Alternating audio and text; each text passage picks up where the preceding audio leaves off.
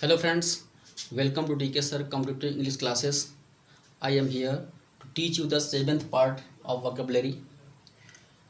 जैसा कि मैंने कल की वीडियो में मैंने बताया था, कुछ क्वेश्चंस ऐसे होते हैं वोकेबलरी के जो हम एक्सरसाइज के थ्रू आपको देंगे।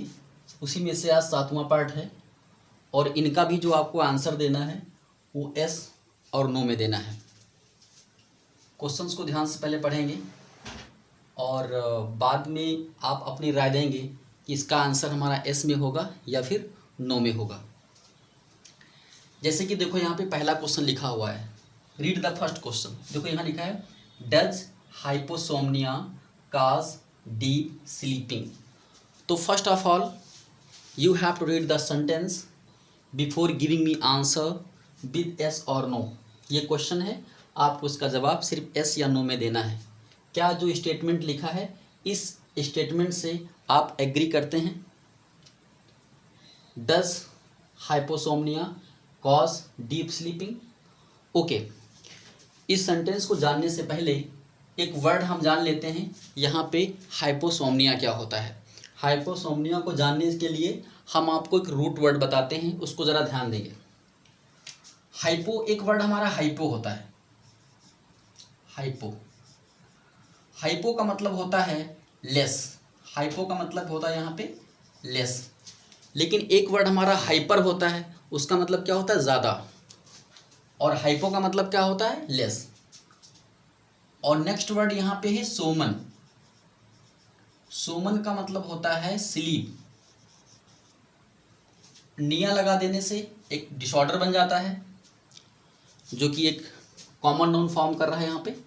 अब आप देख लें, हाइपोसोमन से बना यहाँ पे हाइपोसोमनिया, यानी कि इसका मतलब ये हो जाएगा कम सोना। हाइपो मीन्स लेस, सोमन का मतलब हो गया स्लीप, निया लगाने से कॉमन नाउन फॉर्म कर रहा है, यानी कि does hyposomnia cause deep sleeping. क्या हाइपोसोमनिया डीप स्लीपिंग कॉज करती है? नहीं, ये लेस स्लीपिंग कॉज करती है। हाइपोसोमनिया किसका साइन है? लेस स्लीपिंग का है, ना कि डीप स्लीपिंग। अर्थात हम लोग इस स्टेटमेंट से एग्री नहीं करते, अर्थात इसका आंसर यहाँ पर क्या हो जाएगा? नो। क्लियर हो गया ना?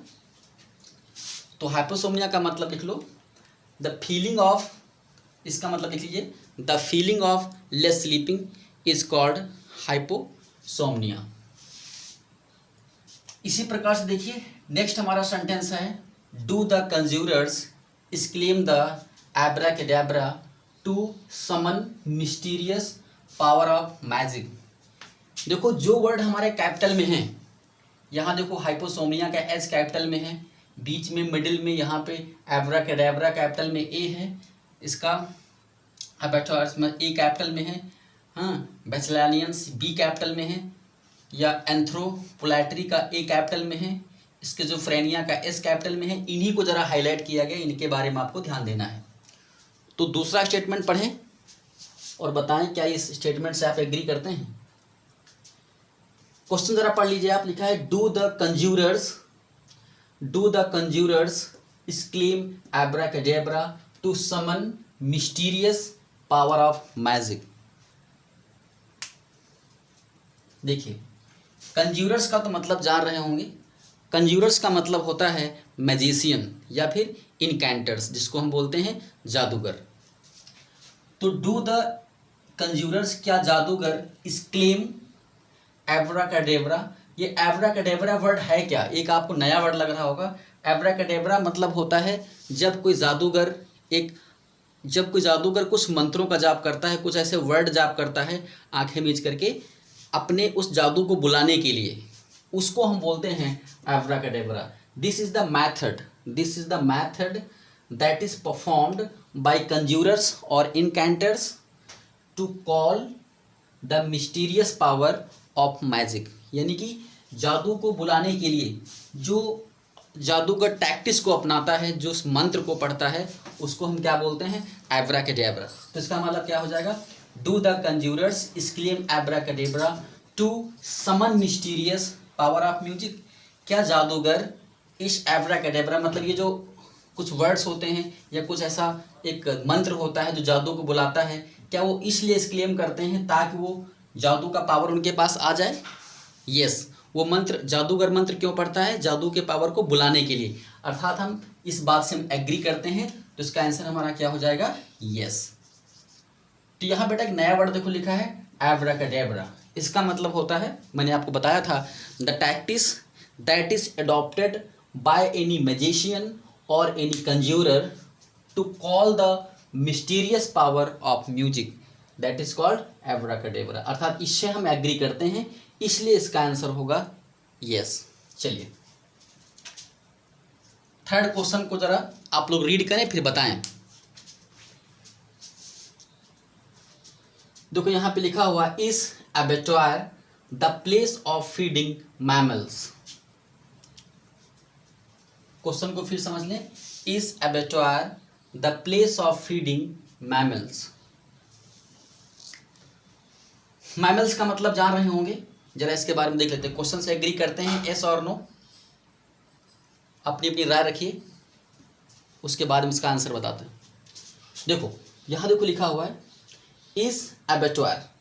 एबेटोयर का मतलब ये होता है एक ऐसा प्लेस जिसको आप बोलते हैं स्लाटर हाउस, एक ऐसा प्लेस जहाँ पे एनिमल्स को फूड के लिए काट दिया जाता है। The place where the animals are slaughtered for food, एक ऐसा स्थान जहाँ पे जानवरों को खाने के लिए या उनको यूज, उनका जो मीट है खाने के यूज के लिए उनको काट दिया जाता है, जिसको हम स्लाटर हाउस भी कहते हैं। उसी का एक सिनोनिम वर्ड है एबेटोयर। देखो यहाँ पे लिखा हुआ है is abattoir the place of feeding mammals. क्या हमारा जो एबेटोयर्स होता है वो प्लेस माना जाता है मैमल्स के फीडिंग के लिए? फीडिंग मतलब खाना खिलाना किसी को। मैमल्स माने दुधारी पशु जितने होते हैं। क्या ऐसी जगह पे दुधारी पशुओं को खाना खिलाया जाता है, उनको चारा इत्यादि दिया जाता है? नहीं, ऐसी जगहों पे जानवरों को काटा जाता है, ना कि उन्हें चारा खिला के उनकी भूख मिटाई जाती है। अर्थात एबेटोयर का मतलब होता है a place where the animals are slaughtered for food, that is called abattoir. अर्थात आप इस स्टेटमेंट से एग्री नहीं करते, क्योंकि इस स्थान पे उनको फीडिंग नहीं किया जाता बल्कि उनको स्लॉटर्ड किया जाता है, इसीलिए इस स्टेटमेंट से आप एग्री नहीं करते। इसका आंसर क्या हो जाएगा? नो।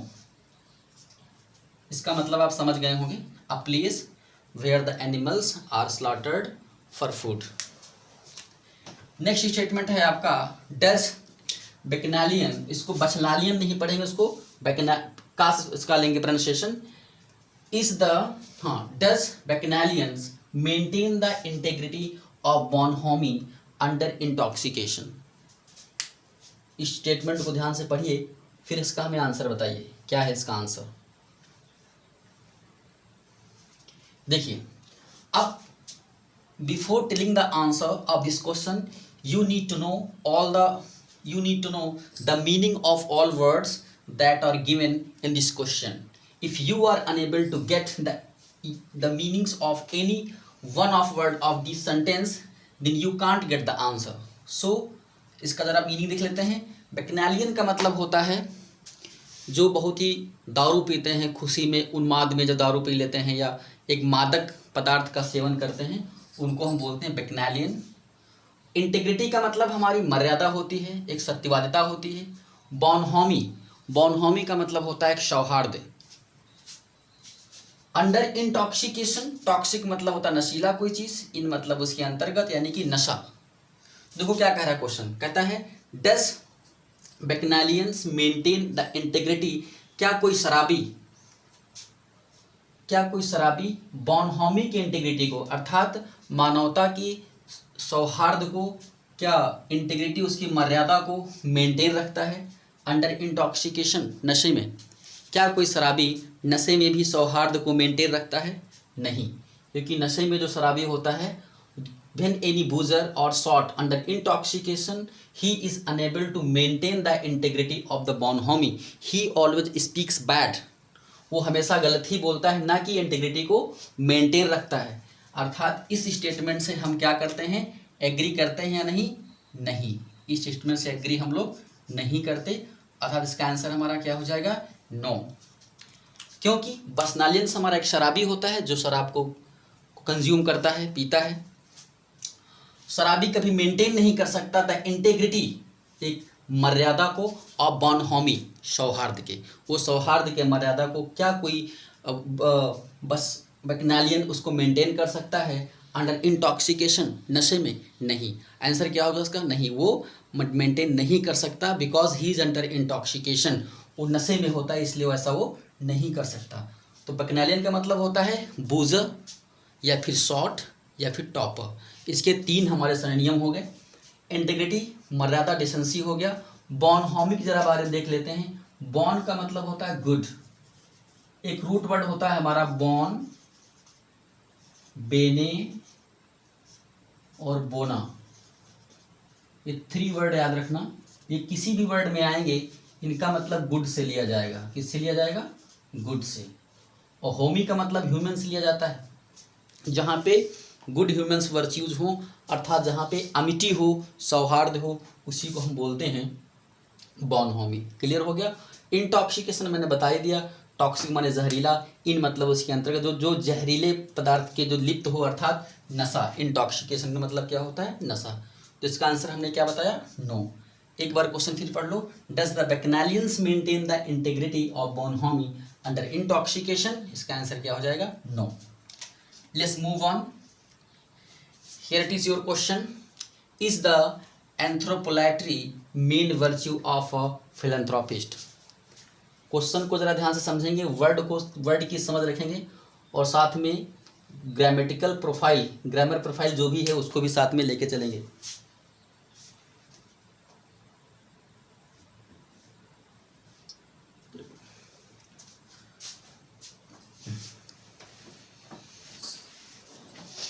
चलिए, समझ में आ गया? देखो, इस क्वेश्चन जो क्वेश्चन लिखा है, is the anthropolatry main virtue of a philanthropist? क्या एंथ्रोपोलैट्री एक फिलैंथ्रोपिस्ट का मुख्य गुण होता है, मेन वर्च्यू होता है?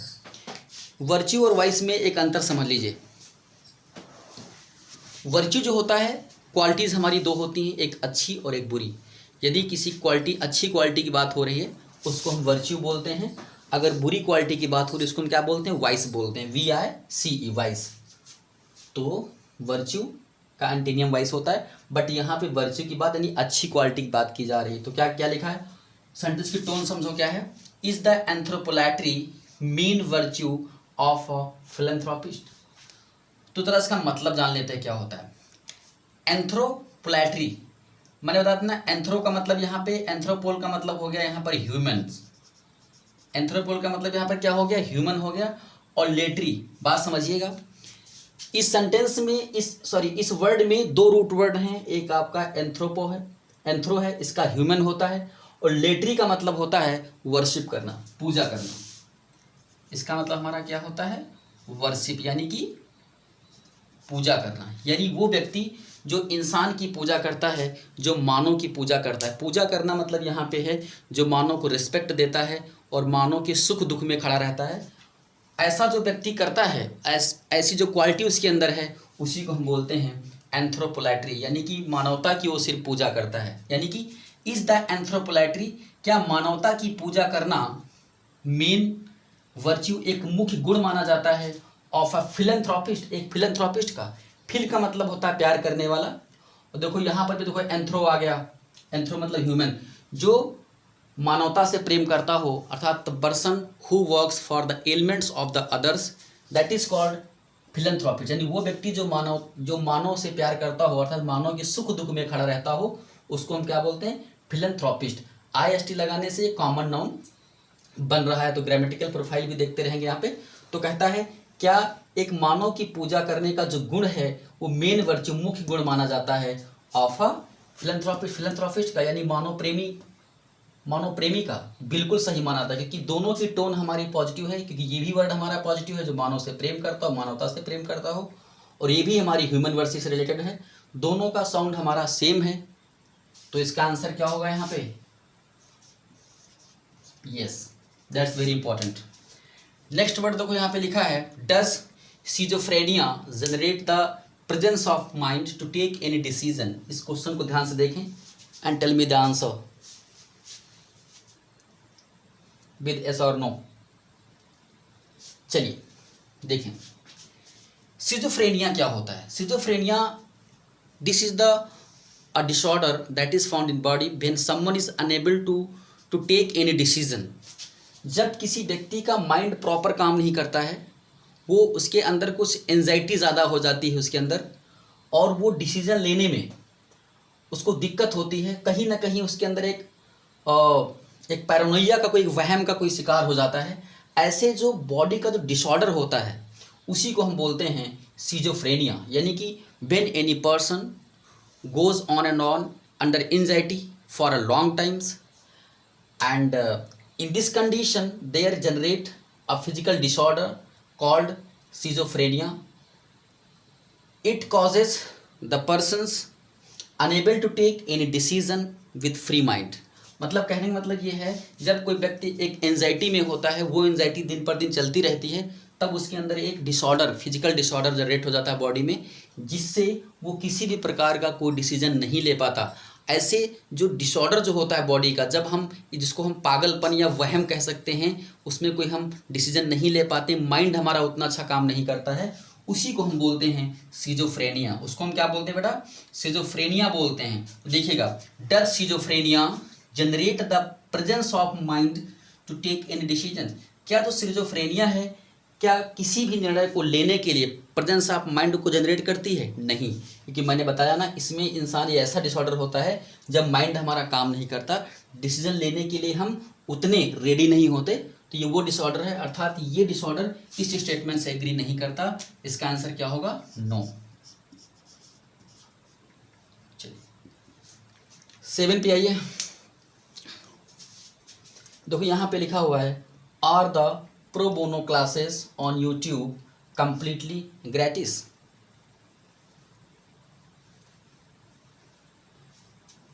इस क्वेश्चन को जरा ध्यान से देखें। देखो लिखा हुआ है are the pro bono classes. ये प्रो बोनो क्या होता है? इस वर्ड को जरा ध्यान से देखें। Are the pro bono classes, pro bono का मतलब होता है फ्री, जिसमें किसी प्रकार की कोई भी कॉस्ट ना लगे, उसको हम बोलते हैं pro bono. Are the pro bono classes यानी क्या फ्री क्लासेस ऑन यूट्यूब पर कंप्लीटली ग्रेटिस होती हैं। ग्रेटिस का मतलब जान लें। ग्रेटिस का मतलब होता है विदाउट पेमेंट। ग्रेटिस का मतलब ये होता है विदाउट पेमेंट, जहाँ पे आपको किसी चीज़ के लिए कीमत ना अदा करनी पड़े। Where you are not forced to give any kind of amount for anything, वो चीज़ आपके लिए हो जाती है ग्रेटिस। वो क्या हो जाती है? ग्रेटिस। तो देखो फिर कह रहा है are the pro bono classes, क्या are the pro bono classes on YouTube, क्या यूट्यूब पर सभी फ्री क्लासें कंप्लीटली ग्रेटिस होती हैं, यानी कि बिना अमाउंट के होती हैं? बिल्कुल। जब क्लासेस ही फ्री हैं तो ऑब्वियस सी बात है आपको इनके प्रति कोई अमाउंट देना नहीं होगा। अर्थात ये दोनों की टोन हमारी पॉजिटिव है, सेम टोन है, इसलिए हम लोग इस स्टेटमेंट से एग्री करते हैं। इसका आंसर क्या होगा? यस। तो मीनिंग आपको पता चल गया होगा। प्रो बोनो का मतलब फ्री होता है, ग्रेटिस का मतलब होता है वो चीज़ जिसके लिए आपको किसी प्रकार का अमाउंट देना ना पड़े। अदर हैंड इसको ये भी कह सकते हैं कि इसका मतलब भी फ्री ही होता है। Okay, so here is the last question for you and give me the answer fast. देखो क्वेश्चन क्या लिखा हुआ है, कैन अ फुनेम्बुलिस्ट परफॉर्म सोमरसॉल्ट। तो इस क्वेश्चन में देखो दो वर्ड हैं हमारा, कैन अ फुनेम्बुलिस्ट। ये फुनेम्बुलिस्ट क्या होता है? आपने एक्रोबैट का नाम सुना होगा, but what is the funambulist? Funambulist is also a synonym of acrobat. Specially funambulist is that person who walks on the rope. वो व्यक्ति जो हमारे रस्सियों पर चलता है उसको हम बोलते हैं फुनेम्बुलिस्ट। एक प्रकार का ये भी नट ही होता है, कलाबाज होता है, जिसको हम एक्रोबैट बोलते हैं। तो इस क्वेश्चन को जरा पढ़ें, क्या लिखा है, कैन अ फुनेम्बुलिस्ट, क्या एक एक्रोबैट या फुनेम्बुलिस्ट परफॉर्म कर सकता है सोमरसॉल्ट्स को। अब ये सोमरसॉल्ट्स क्या है? सोमरसॉल्ट क्या होता है? जब हम अपने हाथ और पैर को दोनों को मोड़ करके पूरा हम घूम जाते हैं, उसको हम क्या बोलते हैं? सोमरसॉल्ट। कला करना, बिल्कुल अपने हाथों और पैरों को आपस में मिला करके जब कंप्लीटली घूम जाएं, उसी को हम बोलते हैं सोमरसॉल्ट। जी हाँ, जब वो ऑलरेडी एक्रोबैट है, फुनेम्बुलिस्ट है, तो ऑब्वियस सी बात है ये उसके लिए बहुत ही आसान वर्क होगा, वो ये कर सकता है। अर्थात इस स्टेटमेंट से भी हम एग्री करते हैं। यस, क्योंकि जो एक्रोबैट होता है, जो फोनैम्बुलिस्ट होता है, वो रस्सी पे चल सकता है, वो जितने भी फिजिकल एक्टिविटी होती हैं वो सारे चैलेंजेस को फेस कर लेता है। तो सॉमरसॉल्ट भी उसी में से एक है, वो दोनों हाथों को पैरों को घुमा करके घूम सकता है कम्प्लीटली। तो वही पूछा गया है, कैन ए फोनैम्बुलिस्ट परफॉर्म सॉमरसॉल्ट, क्या कोई एक फोनैम्बुलिस्ट जो है, एक कलाबाज है, वो सॉमरसॉल्ट को परफॉर्म कर सकता है? बिल्कुल कर सकता है। तो इस स्टेटमेंट से हम एग्री करते हैं। तो मीनिंग इसका क्या हो गया, एक्रोबैट। और सॉमरसॉल्ट क्या होता है, कला करना, कला खा जाना, पैर और हाथों पैरों के घुटनों से जोड़ करके जब पूरा घूम जाते हैं, दैट इज कॉल्ड सॉमरसॉल्ट। तो गाइस यहाँ पे 8 क्वेश्चंस थे, आपने बहुत सारी मीनिंग सीखी। हाइपोसोमनिया सीखा जिसमें एक रूट वर्ड था, एब्राकैडेब्रा वर्ड सीखा, अबेटॉयड सीखा, बैकलानियन सीखा, एंथ्रोपोलैट्री सीखा, बोनहोमी सीखा, pro bono, gratis. There are so many important meanings, there were so many important meanings in these questions. I hope आपको समझ में आ गया होगा। और आप लोग क्या करें, सारे क्वेश्चंस की जो इंपॉर्टेंट मीनिंग हैं उनको आप लिखते रहें और याद करते रहें, और इसी प्रकार से सारी वीडियोस देखते रहें। ये हमारा 7th पार्ट वीडियो था। अब नेक्स्ट पार्ट का वीडियो आएगा पार्ट 8 का, उसमें भी कुछ इंपॉर्टेंट हमारी वोकैबुलरी होंगी इंपॉर्टेंट क्वेश्चंस के साथ। तब तक के लिए bye bye and take care, stay home and stay healthy.